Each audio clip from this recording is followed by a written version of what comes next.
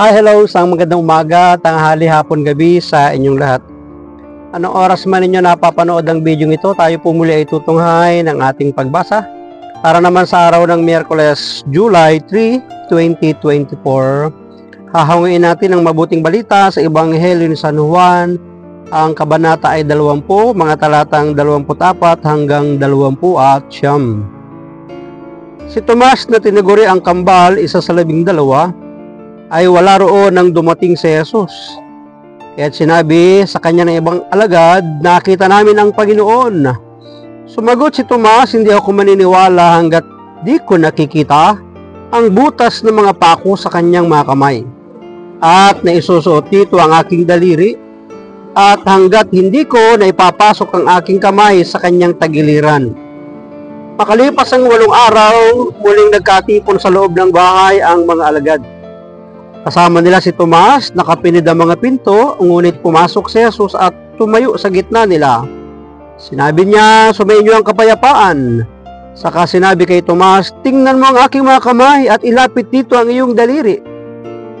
Ipasok mo ang iyong kamay sa aking tagiliran. Huwag ka nang mag-alinlangan, maniwala ka na. Sumagot si Tomas, Panginoon ko at Diyos ko. Sinabi sa kanya ni Jesus, naniniwala ka na ba sapagkat nakita mo ako? Mapapalad ang mga naniniwala kahit hindi nila ako nakita. Pagpalain ng Diyos ang pagkabasa ng kanyang mabuting balita. Ang refleksyon or pagsasadiwa ay hahangin po natin sa Aklat ng Simbahay taong 2024. Hindi ako maniniwala hanggat di ko nakikita ang butas ng mga pako sa kanyang mga kamay at naisusuot dito ang aking daliri. At hanggat hindi ko naipapasok ang aking kamay sa kanyang tagiliran. Ito ang mga katagahan ni Tomas sa harap ng kanyang mga kasamahan nang ibalita na si Jesus ay muling nabuhay. Kaya lang si Tomas ay may pag-aalinlangan at pagdududa, kumbagay to see is to believe siya. Marami naman din sa panahon natin na ganyan para tayo mga Tomas. Maniniwala tayo kapag nakita na natin.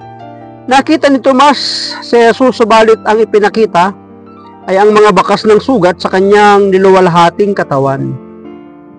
Hindi ba't iyon naman talaga ang nais na makita ni Tomas? Hindi pa ba sapat na makita niya ang kabuuan ng katawan ng muling nabuhay na si Jesus? Oo nga naman. Kasi ang kanyang minimiti at hangad na makita ay yung butas sa mga palad at sa tagiliran ng ating Panginoon. Hindi pa ba sapat yung buong kaanyuan ng ating Panginoon na niluwalhati ng Diyos para siya maniwala?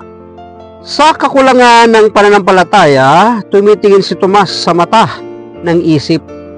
Ngunit nang makita ni Tomas ang muling nabuhay na si Jesus, nagsimulang tumingin si Tomas sa mata ng pananampalataya. Minsan kailangan natin gamitin ang mata ng ating pananampalataya. Hindi pa man natin nakikita, ngunit umaasa tayo na nariyan na yung mga bagay na atin pong ibig na makita. Ang kailangan lamang ay gamitin ang mata ng pananampalataya. Sinasabi nga sa aklat na The Little Prince, it is only with heart that one sees rightly. Totoo naman ba? Bilang tinaguriang kambal, masasabi rin natin na tunay ngang kakambal din si Tomas nang marami sa atin na hindi sapat na marinig lamang mula sa iba ang mga nais nating matuklasan. Naghahanap pa din tayo ng mga personal na karanasan na makapagpapalalim sa ating pananampalataya. Hindi kasi sapat kay Tomas yung pagkakakita niya sa ating Panginoon. Kaya nga, to see is to believe. Hindi tayo nakokontento sa mga naririnig at nababalitaan o mga nagbabalita sa atin. Gusto natin ng personal na karanasan. Pero kagaya nga po ng atin pong pinag-uusapan, ang dapat natin gamitin ay ang mata ng pananampalataya. Kaya subukang pagnilayan ang lalim ng mga sugat ni Jesus upang maunawaan ang lalim ng kanyang pagmamahal sa atin, sa iyo, sa atin pong lahat. Maraming salamat at pagpalain tayo ng ating Panginoon. Ang akin lamang pong palaging sambit, I love you with the love of the Lord. Bye-bye!